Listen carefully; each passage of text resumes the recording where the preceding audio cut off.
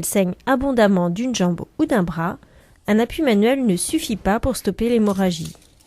La pose d'un garrot est alors vitale. Un garrot peut être posé pour plusieurs raisons. Si vous devez vous éloigner de la victime pour vous mettre à l'abri dans un lieu plus sûr, si vous devez aller chercher un téléphone pour contacter les secours, ou enfin pour pouvoir porter assistance à d'autres victimes.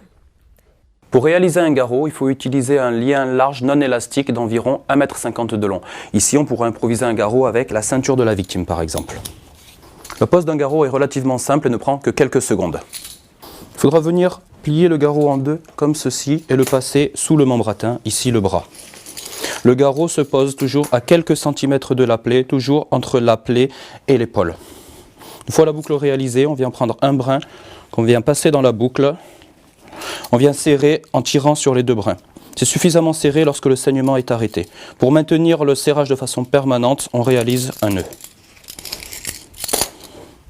Pour improviser un garrot, on vient de voir avec la ceinture de la victime. On peut également confectionner un garrot avec un pull, un t-shirt, une cravate ou comme ici, le foulard de la victime. La technique de pose reste la même. Particularité ici, on se situe au niveau de la jambe. Donc le garrot se posera à quelques centimètres de la plaie, entre la plaie et le haut de la cuisse.